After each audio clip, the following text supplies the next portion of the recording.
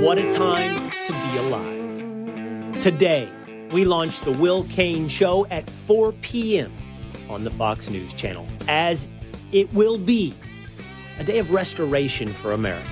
Joe Rogan, Theo Von, Conor McGregor, Mike Tyson, Jake Paul, Jeff Bezos, Elon Musk, Mark Zuckerberg, and more celebrate the inauguration of Donald Trump. 2, a fire hose of action. Might be a good day to launch a show centered around the news, to launch the Will Cain Show, because with 200 executive actions, over 40 executive orders, and a massive announcement today on infrastructure, how do we process the flurry of action for Donald Trump? We'll do so with Joey Jones. 3, Ohio State beats Notre Dame. Ohio State is your national champion. Sorry, two-a-days.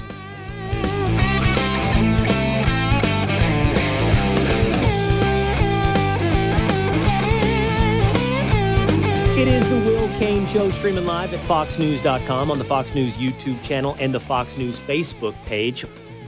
Terrestrial radio, some 30-odd markets across this great United States of America, but always on demand by subscribing on Apple or on Spotify.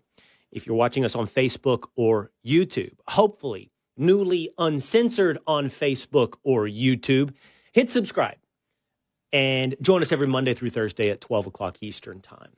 This will be a casual, continued hangout with you, the Willisha, every day as we take a first pass, but also a deep dive into the news before the launch at 4 p.m. on the Fox News channel of the Will Cain Show. How do we feel, fellas? Are we all ready? I don't even know what to expect. All I know is that my first scheduled guest appears to be President Donald Trump, as he is set to make a massive announcement at 4 o'clock Eastern Time. Taking over the show already. Infrastructure. Yeah, we appreciate the president announcing massive news on the debut episode of the Will Cain Show. What a time to be alive. I mean, the streets and the rotunda filled with a absolutely remarkable sense of joy. I want to show everyone watching at home and you guys back in the studio just a little bit that caught my attention yesterday. I mean, the number of people gathered yesterday at the rotunda was full of the usual suspects. There was, of course, the cabinet members, like our friend, nominee for Secretary of Defense Pete Hegseth, people like Senator Ted Cruz, but also people like the Nelk boys, people like Conor McGregor, people like Mike Tyson, Jake and Logan Paul, and Theo Von. Take a look at this moment from the rotunda seating where Theo Von was in a row in front of Jake and Logan. It happened. I said it would. We got to see here. We got to see here. I got it on video here. It actually happened. Kamala's chairs. Kamala's chairs. That's Theo Von sitting next to one of the Nelk boys, falling into the laps of Logan and Jake Paul. Theo did go to social media and suggest it was a setup, that the Pauls had jimmied with his chair to ensure that he fell. I don't know. There's something perfect about this in that it is a solemn and serious occasion supported by, the bro culture of America. I love it. It's so good. It's weird. It's weird seeing all those guys together, just, celebrating Trump and in that forum. It's great. Take a look at this. This is Mike Tyson on the shoulders of Jake Paul. I mean, that's some good strength right there. Yeah, you got to give credit to Jake Paul. He is squatting Mike Tyson. Just a few months ago, they were putting on a fight for profit, and here they are today celebrating. It is wild, the transformation. I mean, Snoop Dogg performed at some of the parties over the weekend leading up to the inauguration of Donald Trump. I mean, 4 years ago, Snoop Dogg put out a music video where he was mock assassinating Donald Trump. It's wild the transformation. Snoop Dogg, my buddy, who once called me a devil and pleaded with Stephen A. Smith to do away with me on ESPN. It's just wild. The way the culture has shifted, the way everyone is ready for this moment, and the way that Donald Trump immediately went to action in this moment. Now, as you guys know, not everybody is excited. We should take note for a moment that yesterday, if you tuned away from the celebration, you saw a bit of dour from the likes of CNN or MSNBC. And this was what they decided was one of the big stories of the day. After the inauguration, Donald Trump and much of his supporting cast went to Capital One Arena to sign executive orders. Well, Elon Musk took to the stage. And I want to let you hear how CNN processed Elon Musk waving to the crowd. I just want to look at that salute that he gave again. Just if anybody missed it, we'll just show it again. He's just wrapped up here. You can hear the. All right, so we just showed that. We just showed that. Right. It's worth Salute. It was quick. I think our viewers are smart and they can take a look at that. But it certainly was.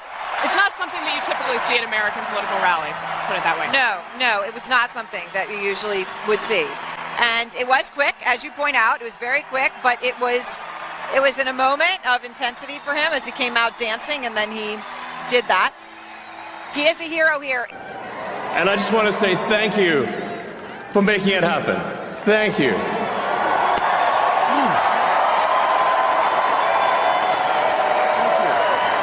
My heart goes out to you.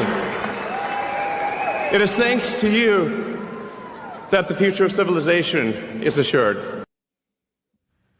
So that, fellas, everyone watching, Willisha, that has been described as a Nazi salute. This is not an isolated accusation by a few anchors on CNN. Check this out from AOC. AOC tweeted the following. She said, just to be clear, this is in response to the ADL, the Defamation League. The ADL said this is a delicate moment, it's a new day, and yet so many are on edge. Our politics are inflamed, and social media only adds to the anxiety. It seems Elon Musk made an awkward gesture in a moment of enthusiasm, not a Nazi salute. Alexandria Ocasio-Cortez went back to the ADL. She explained Nazism to the ADL. She said, just to be clear, you're defending a Heil Hitler salute that was performed and repeated for emphasis and clarity. People can officially stop listening to you as any sort of reputable source of information now. You work for them. Thank you for making that crystal clear. They ran with this. It was a Nazi salute. That is being repeated everywhere by so-called Nazi experts on X, by CNN, and by MSNBC. They have not learned their lesson. They are tripling down on everything I hate is a Nazi. So we thought we'd help them out, right, fellas? We're going to help them out today. Since we are going to make the next 4 years a hunt for Nazis, let's begin the process right now. Two-a-days, do you have some pictures of people giving I do. The Nazi salute? Yeah. Oh, look at that. Huh. There's Barack Obama. Interesting. There's Elizabeth Warren. There's Hillary Clinton. They are still There's images. Kamala Harris. They are still images, but yes. Well, this isn't a still image. Let's take a look at your would-be vice president of the United States. How about Tim Walz, who gave... No. That looks like a Nazi salute to me if Elon Musk's is a Nazi salute. There is a similarity, by the way, between Tim Walz and Elon Musk in that it's an awkward moment from an awkward man suggesting that my heart goes out to you, the crowd. But this is what they're going to do. This appears to be their new tactic, that they are going to suggest that anything and everything they oppose is a Nazi salute. Young Establishment James is joining us from Washington, D.C. He's bumped tinfoil Pat out of your ears and off of your screen. But might as well, since you're here. So you snuck into some parties last night. Is that right? You snuck into the Liberty Ball? Well, I'm not going to say that, but what I can say is that confidence, a good suit, and a good screenshot can go a long way in this town.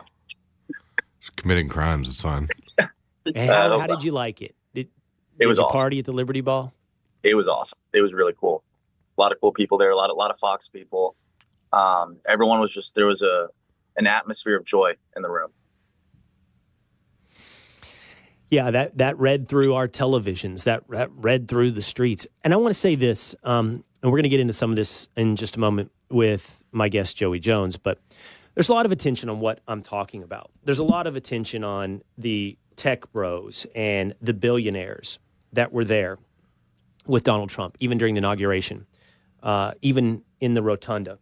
But this was, I think, a election and a message and an inaugural address and a moment for the people. This is a populist America First moment driven home by that speech from Donald Trump. It seems to, and we will remain skeptical, and we will remain in I'll believe it when I see it mode. It seems to, though, have swept up Mark Zuckerberg, swept up Sundar Pichai of Google, swept up Sam Altman of OpenAI.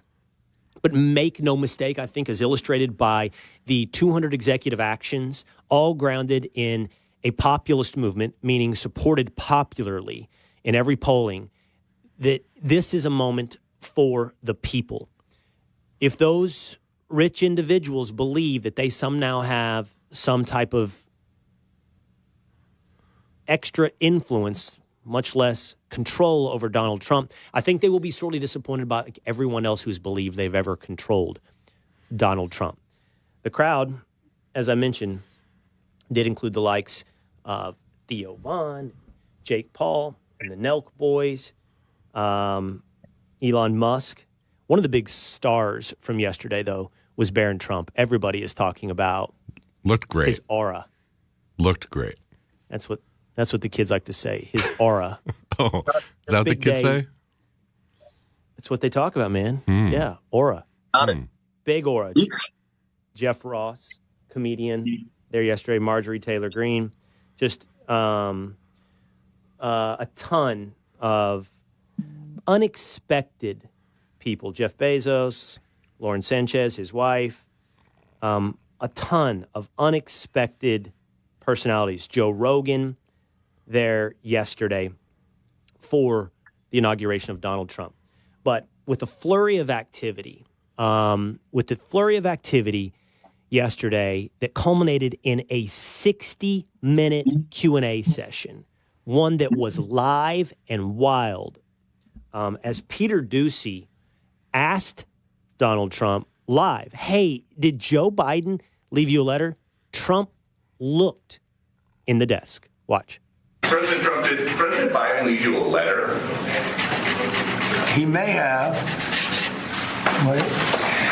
Don't they leave it in the desk? I don't know. Oh.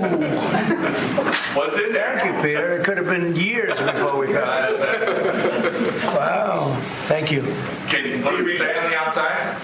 Maybe we should all read it together. Let's read it. Well, maybe I'll read it first and then make that determination. That sounds great. Peter, thank you very much. I may not have seen this for months. That was wild, as he almost read it right there live to Peter Doocy and to us, the American people. It was an incredible day for him. 3 different speeches, a 60-minute Q&A, 200 executive actions, pomp and circumstance, liberty and commander-in-chief ball. What a display of energy, of action. What a day for America. Let's dive into this deeper now in just a moment with my friend Joey Jones, as he's going to join us to break down some of those 200 executive actions and what he thought about that first day of the restoration of America. That's coming up next on The Will Cain Show. Revoking security clearance for 51 intelligence agents who told us that Hunter Biden's laptop was Russian disinformation. Designating the Mexican drug cartels as foreign terrorist organizations. Shutting down the CBP-1 app and a show of force at the border. Just some of the executive actions taken yesterday by Donald Trump. It is the Will Cain Show, streaming live at foxnews.com, on the Fox News YouTube channel and the Fox News Facebook page. Always available by subscribing at Apple or on Spotify. That way you can listen to the Will Cain Show at your leisure, on your schedule. Coming up today, please set on your schedule 4 p.m. the launch of the Will Cain Show on Fox News channel. Perhaps a more polished, a more refined version of this little project we've launched together, you and me at home, you and me and the boys in New York. Somehow we have been graced with the idea that we've done something worth expanding. And so today at 4 o'clock, while it will be different and it will be an evolution, as it will be a growth process just like this show has been, I hope you'll come along for the ride at 4 o'clock for the Will Cain Show on Fox News Channel.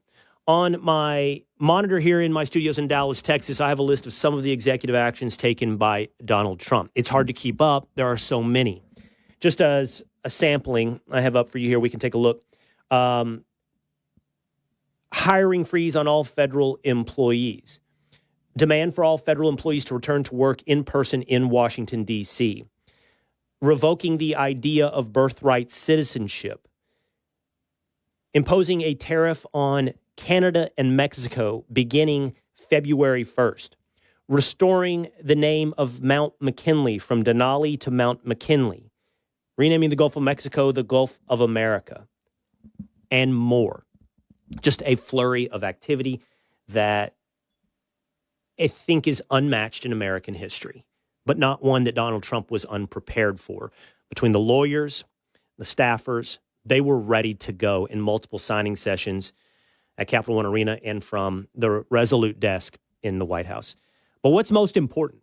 Well, we're joined now by Joey Jones, the author of Unbroken Bonds of Battle. You catch Joey on Fox and Friends. You catch Joey on The Five. You catch him on the Fox News channel. Now, you can check him in a poncho shirt on the Will Cain Show. What's up, Joey? Hey, man, I can't see you, so I don't know how you're dressed. And I did worry, my biggest question right now in the world is, will Will Cain be wearing a tie at 4 p.m. today? Does the 4 p.m. network show, that's a tie show, right? Or how does that go? I think, Joey, I'm, for the record right now, like you, I'm wearing a poncho button-down Western. Okay. Man, the truth is, when it comes to 4 p.m. on FNC, I don't know. I think that Donald Trump is set to announce a major infrastructure project in the 4 p.m. hour, which feels like the type of news that demands a tie, Joey. But I don't know. From the aesthetics to how I'm going to talk about the news, it's all going to be a ride. All I can do is try to be myself and be authentic to me, man. So listen, you just remember, if you get 1 minute, in the 4 p.m. hour that you get to talk, you take credit for all those ratings. No matter what, because people are going to be tuned in. They're going to be there to watch. They want to see President Trump, and they're going to see Will Cain. Yeah, officially, I'm saying my first guest is Donald. I mean, it is. I guess my first guest is Donald Trump. I don't know that means I'll get to ask a question, but he will be on the Will Cain Show. I feel fairly certain here today on our inaugural episode at FNC. All right, Joey, man, there's 200 of these executive actions. Donald Trump tossing pins out to the crowd at Capital One Arena, taking a wild freewheeling Q&A for 60 minutes as he signed more at the Resolute desk in the White House. But what stood out to you, man? What do you think's most important that as if people are, on their drive or hanging out their lunch break today, that they process all this and say, here's what's most important according to Joey Jones? Yeah, I would say the most important thing that happened yesterday was that 1 hour of literally sitting there just signing executive orders and letting the free press ask him any question they wanted while he's signing them. And some of these, like you said, granting, I believe it would have to be a full pardon to more than 1,000 people that have been either arrested or apprehended or penalized in some way from January 6th. I mean, that is a more controversial move. He's sitting there signing this and allowing the press to ask questions about it. This is supposed to be a vulnerability of his so big that he couldn't win the primary again, yet he's sitting there as the president again, signing the order to fulfill that controversial promise and letting the press ask questions about that. That would be the same as if Joe Biden pardoned all his family and let the press ask questions about it while he was doing it.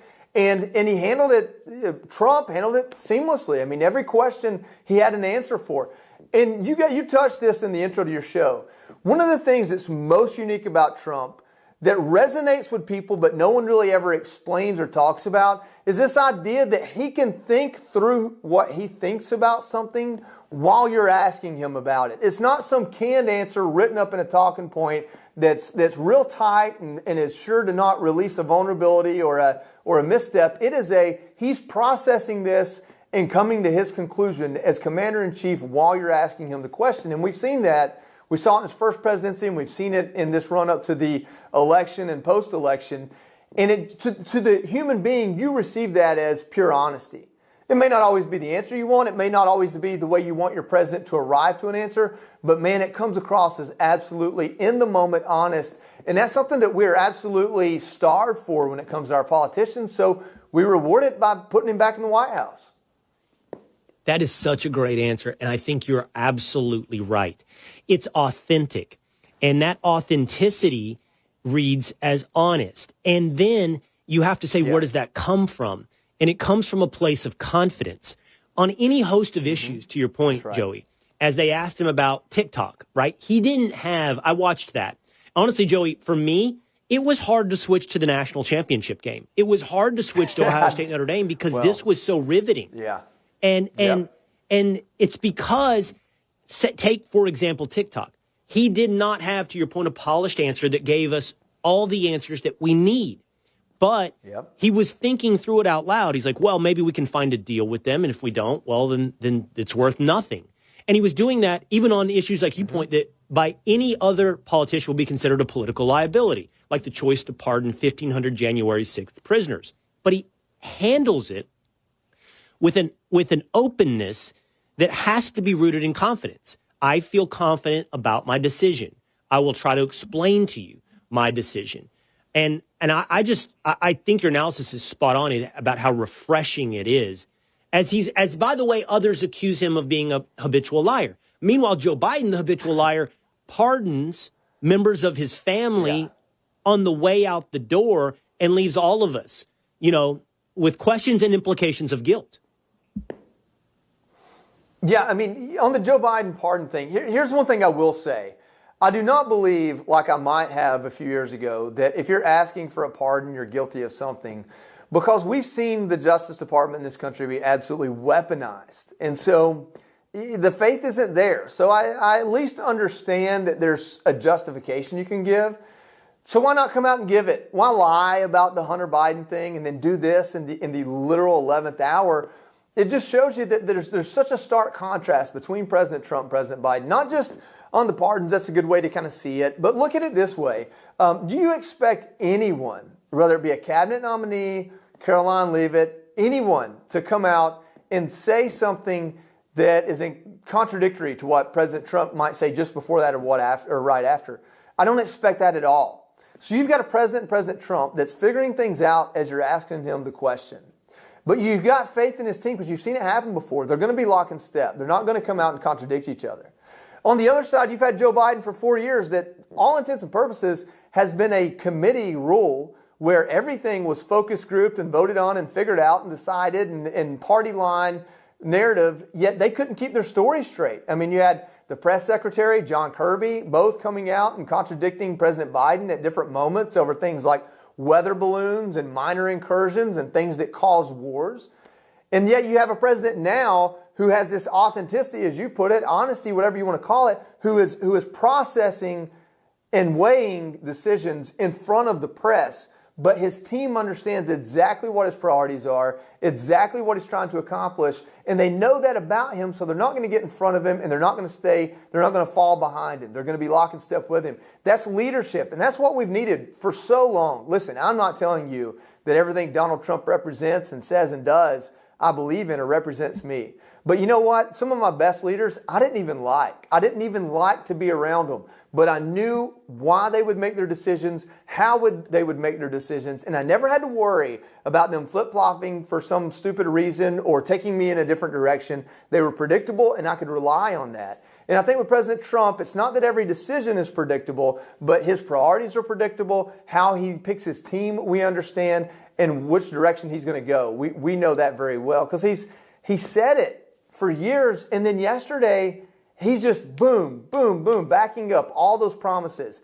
Controversial, promise to January 6th prisoners, the border, cracking down on DEI, things that sound like stump speech promises that you don't expect to always be fulfilled. Right there, day one, let's get it done. And I think people will appreciate that.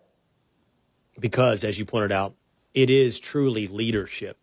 I hear you on Joe Biden's pardons, that you could look at the precedent really set over the last 4 years of the Justice Department being weaponized against political opponents. Of course, though, that's the standard set under Joe Biden. So then he would be fearful of that standard being applied to him and his family. But I can't help but hold him accountable on two fronts. One, hypocrisy, and two, the quote-unquote breaking of norms. Joe Biden came into the office on the promise of a return to normalcy. And yet here we are with him breaking all of those American norms.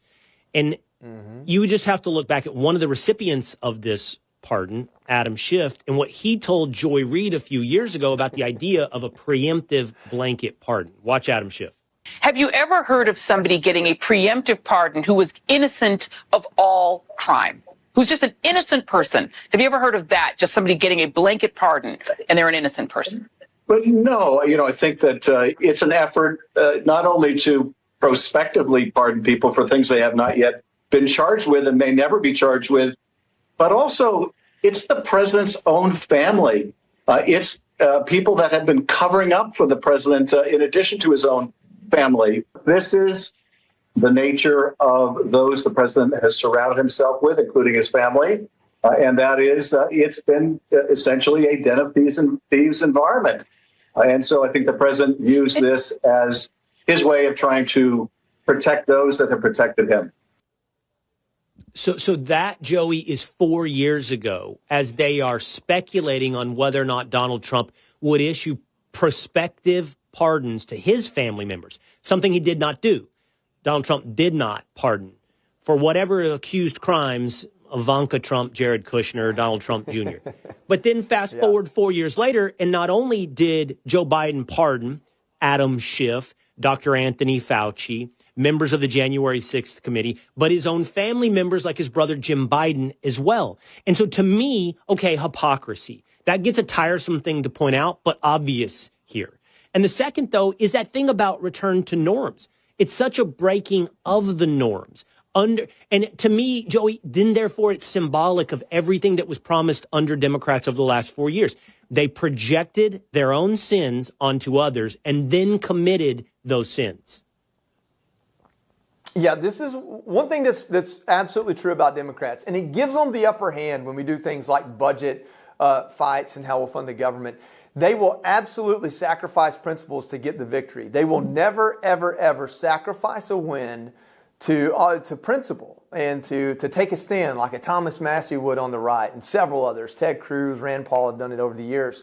But when Biden sits there and he pardons his family and these folks, he loses all credibility in a way that is so obvious that he has no choice but to admit it. And what I mean by that is he sat here and said, the justice system is it's a pillar of its own. We don't touch that. It's impervious. It can't be shook. We're not going after Trump for any political reasons. He committed these crimes, and that's why he's being prosecuted.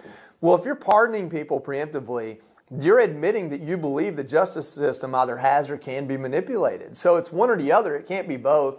And when you look at Adam Schiff, this is what I'll tell you. If you told me you're running for Congress tomorrow, I'd tell you, okay, well, one thing I can tell you for sure is that you will absolutely eat your words if you stay up there long enough. It's true for every politician up there on the left or the right.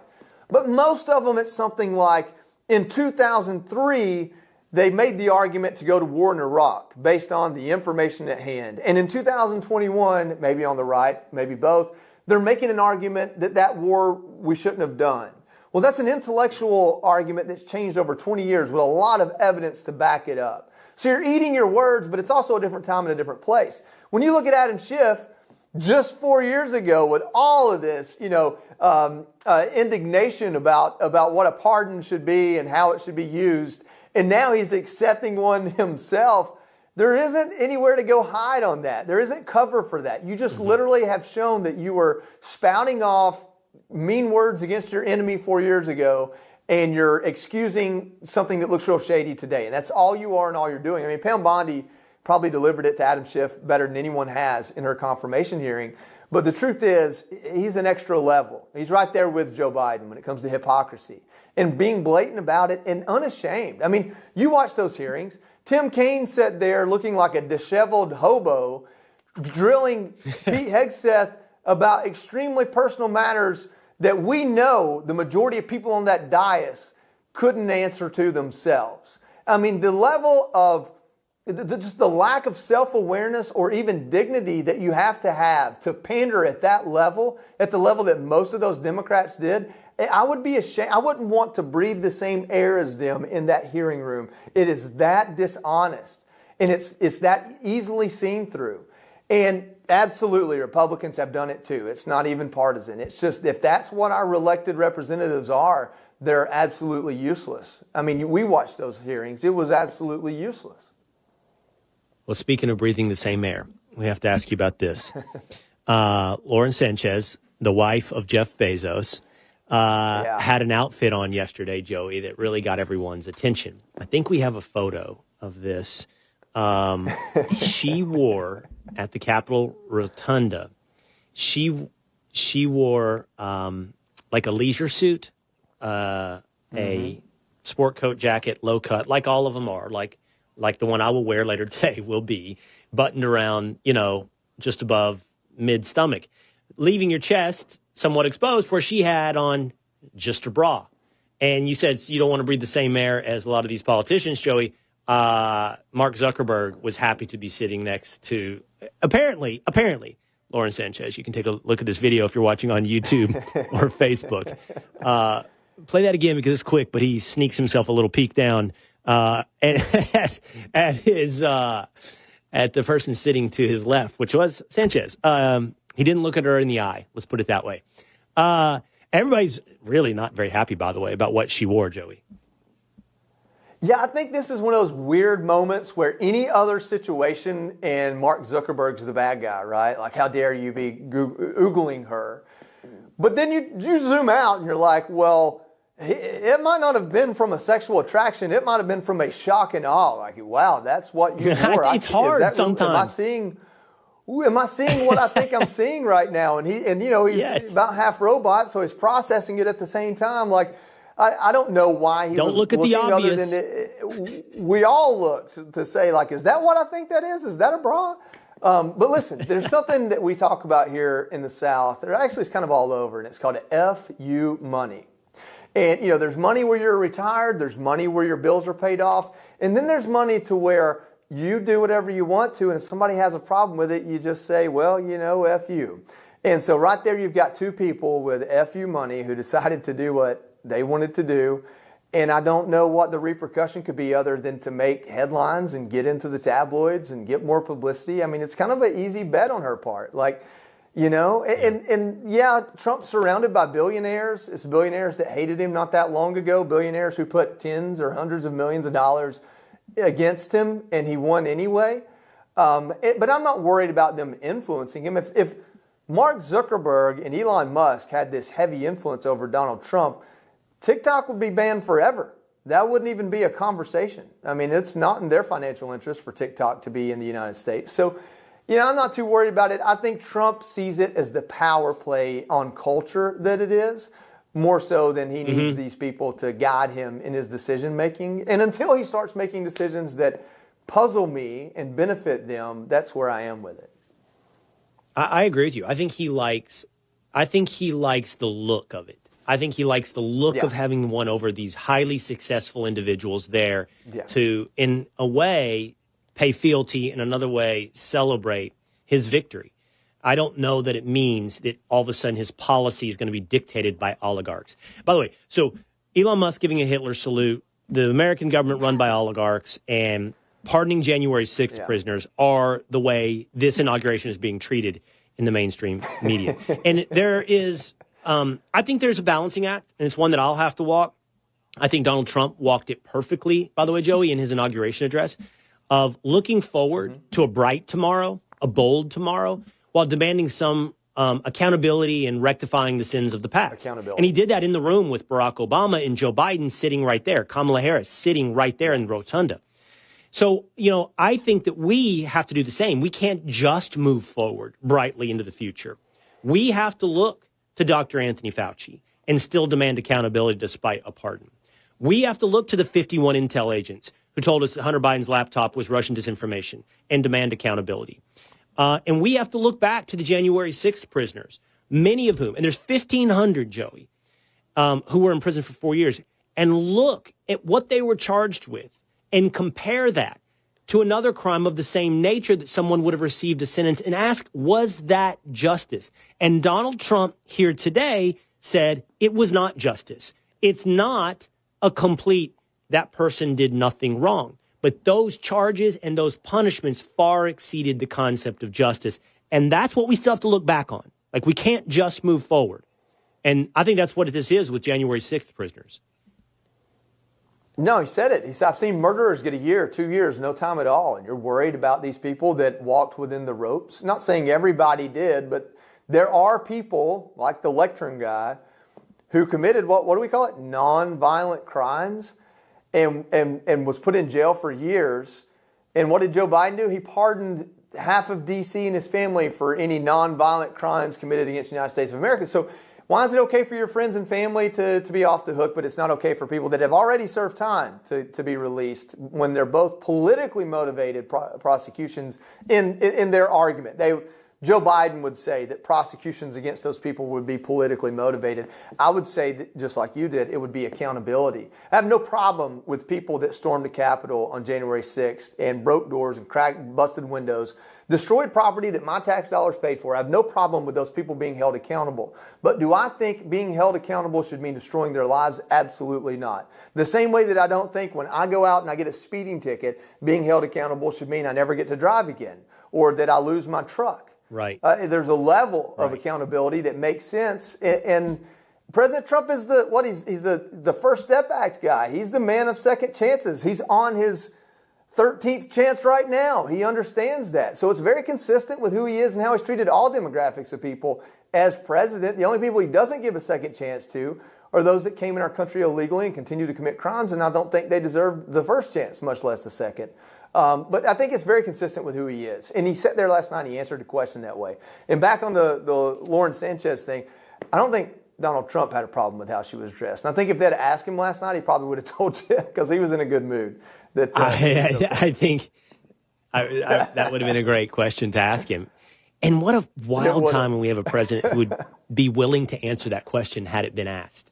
We just came off of 4 years of a tightly controlled exposure to a president. And now, theoretically, if Peter Doocy had wanted to, he could have asked Donald Trump about Lauren Sanchez's outfit in the rotunda. All right, man. Trump sits there. We have to.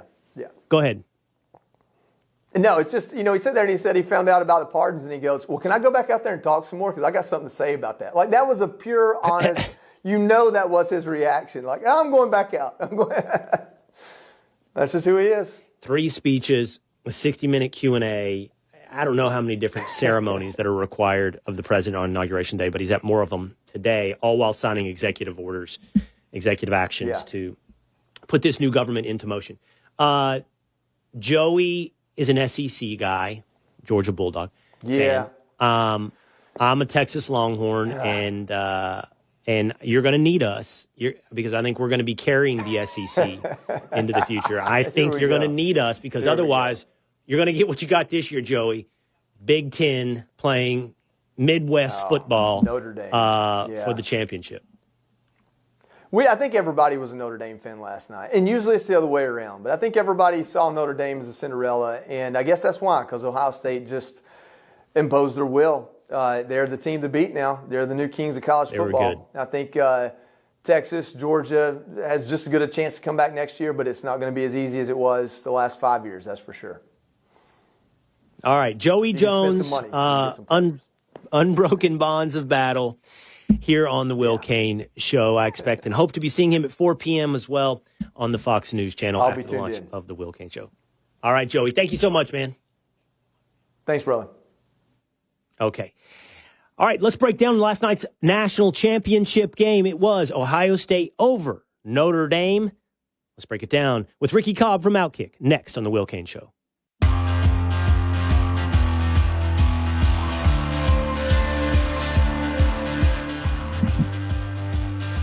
Ohio State beats Notre Dame in the national championship game, making for one very sad member of The Will Cain Show.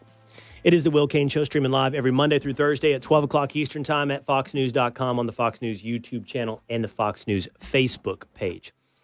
Hit subscribe at Apple or Spotify. Every Friday, there is a Cain on Sports edition where we exclusively talk about sports. And you can only get that by subscribing on Apple or on Spotify. Recent guests breaking down, for example, the NFL playoffs and the national championship game. We're Outkick's Dan Dockich. I don't know, because we're working on our current guest, the founder of Super 70s Sports and the Ricky Cobb Show at Outkick. I don't know if my producer, Two-A-Days Dan, can hop on air because he's in charge of bringing guests on, but he is the one saddest about the events last night. How are we feeling, Dan? Not feeling great. It's okay. It was a tough night. Game started off not great. I mean, when you have your quarterback throwing up on the sidelines after his first touchdown.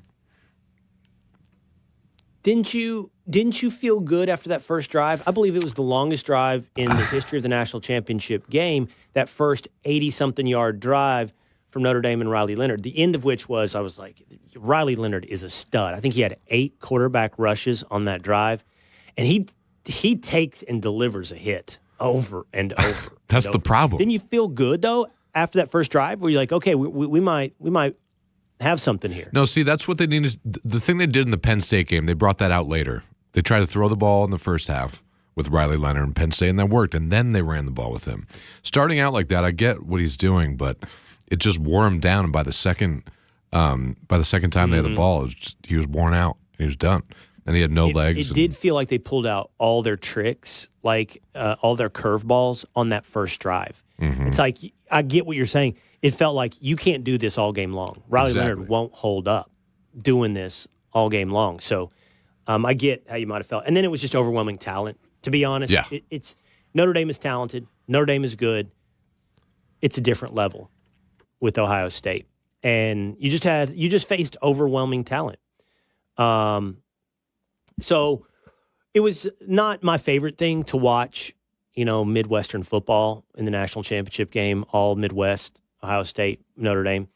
I like a little more regional representation if we're going to crown a national champion. But I have to acknowledge they walked through the rest of the country. They walked through Georgia. They walked through Texas. Everyone else fell by the wayside. It's true. I'm just glad that we got there. I got to take it. I was a little upset.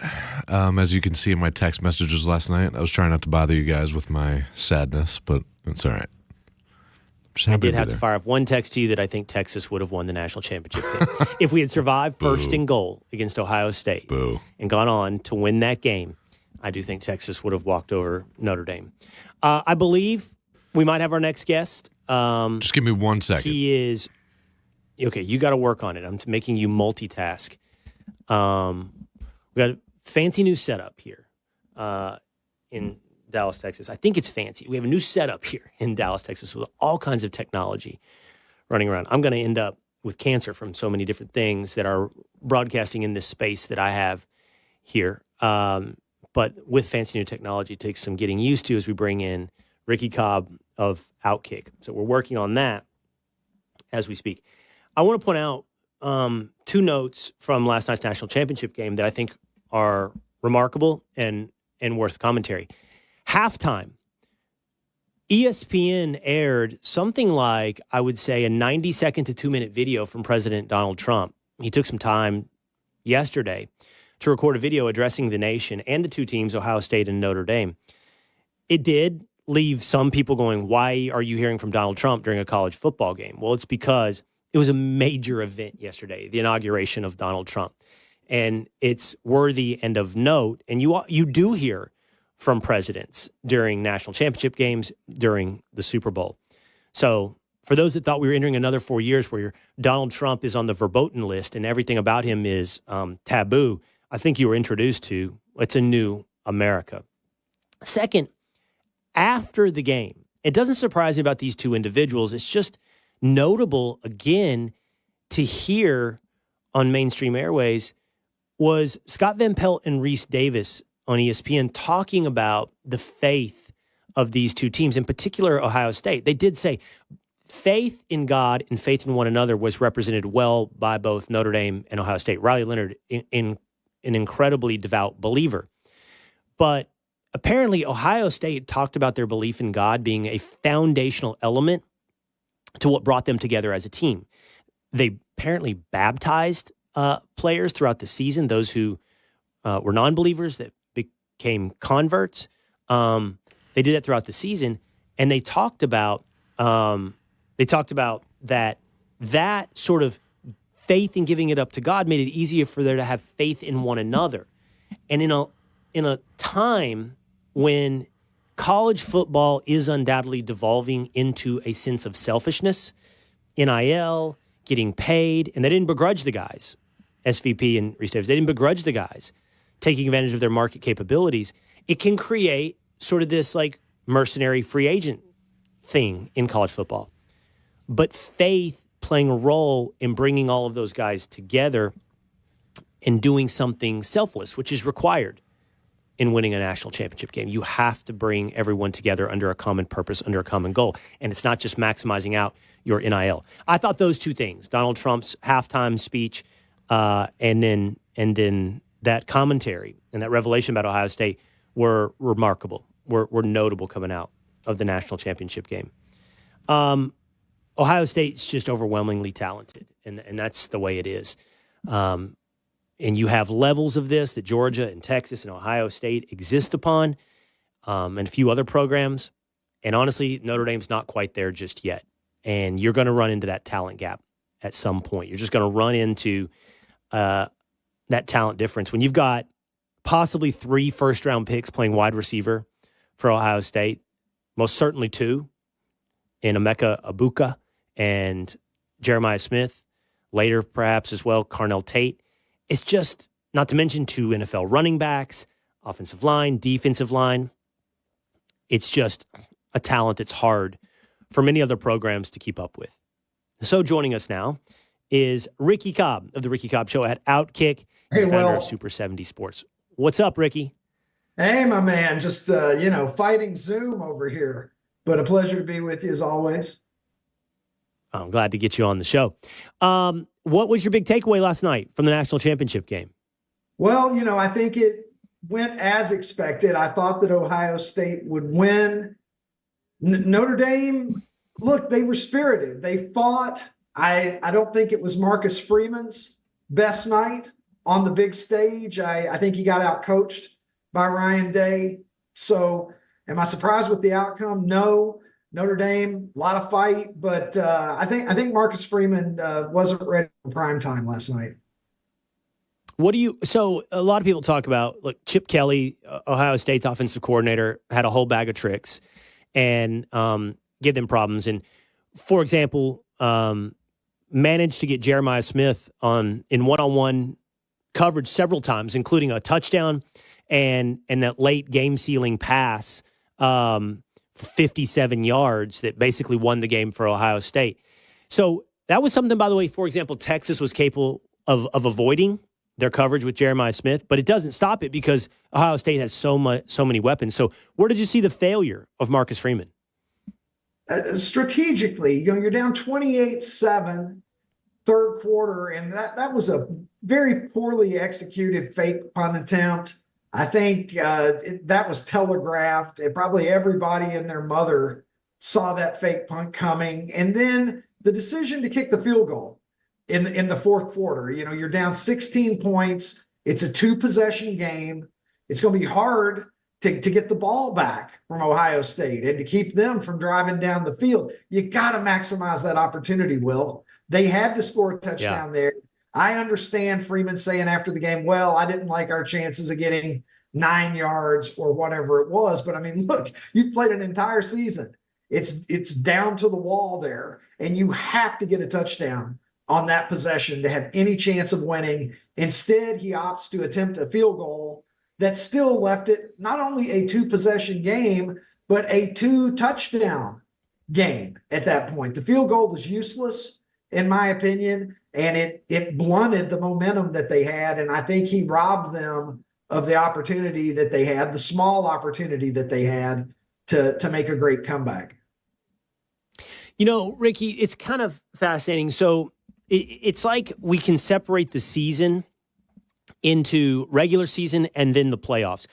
The regular season had us talking about correctly that there's been some parity in college football. The transfer portal and NIL allowed high-quality players to transfer, like, for example, out of Alabama or out of one of these other premier programs and get starting jobs at places like SMU or Vanderbilt and lift up what was a middle tier into a more competitive environment. And I think that's true. I think that's great for college football. But once we got to the playoffs, what we generally saw, Ricky, was the more talented team won.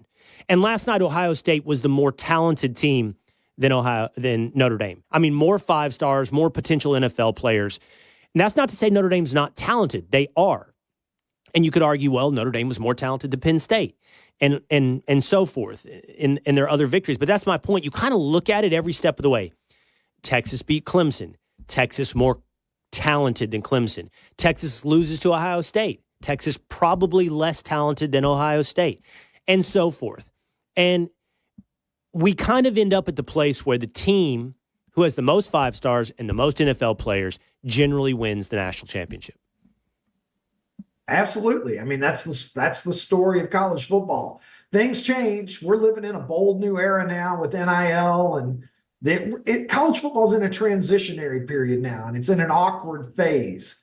We're still trying to figure out what the world of professional college football, if you will, looks like. I had Michael Lombardi on my program yesterday. He's the GM of the North Carolina football program. And I said to Mike, what does a GM do at a college football program? Because I'm trying to figure that out. He said, we look at ourselves as the 33rd franchise.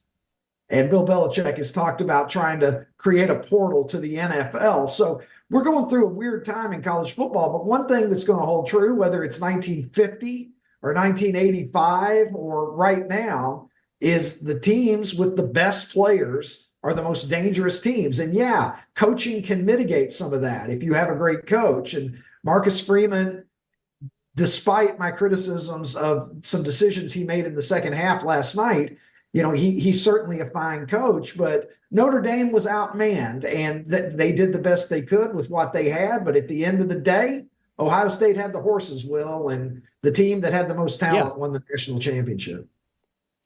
What does a GM do in college football? Is he obviously he's managing the depth chart and identifying what positions need to be shorn up through the transfer portal versus high school.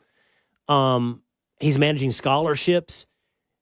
He is probably, I guess, in whatever word we want to use and how this is legal to do so, recruiting other players through the transfer portal, talking to agents, and recruiting his own roster. Some of this job overlaps with the head coach. But is the GM also managing NIL? And by the way, Deion Sanders has a great video about this. NIL suggests that players are making money off their name, image, and likeness, like media and marketing deals. And that's not really the case. I mean, it's growing, right, but we're really talking about is collectives. Each one of these colleges has collectives that either billionaires or sometimes just fans give money to, and then they pay that money out to players. It's just straight paying players to come. Like, who's managing the money on these collectives? Is that a guy like Mike Lombardi? I didn't discuss that with Mike, and I don't know. Are there any other teams that have said that they have a general manager yet? I think that all of this is sort of crystallizing before our eyes, Will, and we're going to learn what it means as we go forward. But there's no such thing as the amateur football. I mean, college football is professional football now. It's different than the NFL. We're figuring out what that looks like, but there's no such thing as amateur football above the high school level in this era. These guys they're professional athletes. They're hired guns. You look at Will Howard, Ohio State. I mean, how long had Will Howard been in Columbus?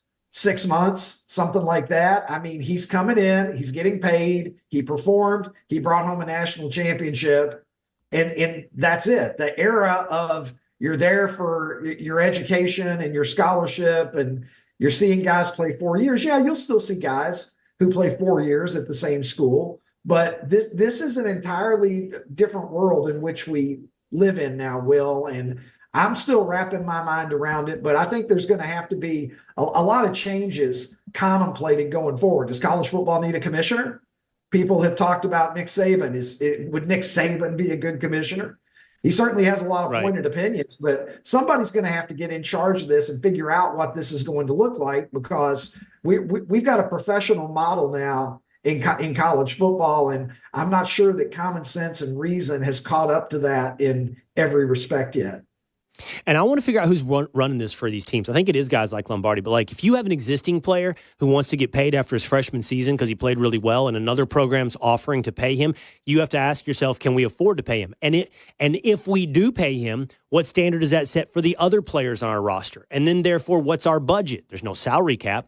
What's our budget to start paying our existing players, much less recruiting players from outside your program? It's a mess, and it's hard. It's going to take a genius to jump in there and try to sort this out. All right, Ricky, finally, let's do this, because college football is all about hope. That's all it is. It's hope. We package and we sell rah-rah, community, and hope.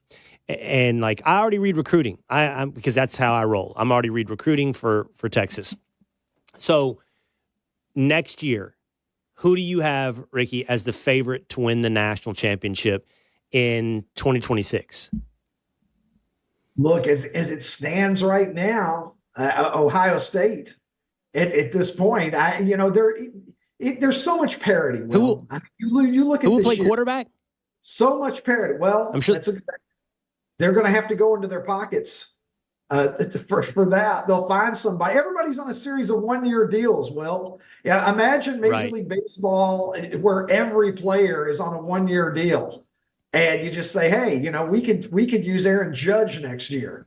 Let's throw some money at him and bring him in. I'm certain of one thing. You've got a lot of people with a lot of money at the Ohio State University who I'm sure are bound and determined to cover the quarterback position very well going forward. But there's so much parity, Will. Ohio State this year, they were the most talented team. But college football right now, I don't see a super team on the horizon, and I'll ride with the champions if you're going to make me give you a prediction. All right. Well, most preseason polling, which I've already read, has one of two teams at number one, and if not, they're at number two. So your top two teams heading into next year are Ohio State and Texas, followed there by Oregon, Georgia, Notre Dame. That's generally your top five for the 2025-2026 season. You'll get more of this broken down in depth at the Ricky Cobb Show at Outkick.com. I appreciate you jumping on today on the Will Cain Show. Thanks, Ricky. Hey, thank you, Will. Always a pleasure talking with you. All right. Okay. By the way, we've got NFL playoffs coming up a little bit later this week. We're going to break that down in the Cain on Sports episode of the Will Cain Show. On Friday, we'll have to talk about whether or not Josh Allen and the Buffalo Bills can beat Patrick Mahomes and the NFL refs, because that is a problem. I think we all have to agree. That's a problem. Plus, we'll be back every day this week. We'll break down the first episode of The Will Cain Show at 4 p.m. on the Fox News Channel. You know what we'll do. We'll go through my highlights and my lowlights. We'll figure out what's working together right here at noon every day this week on The Will Cain Show. I'll see you next time.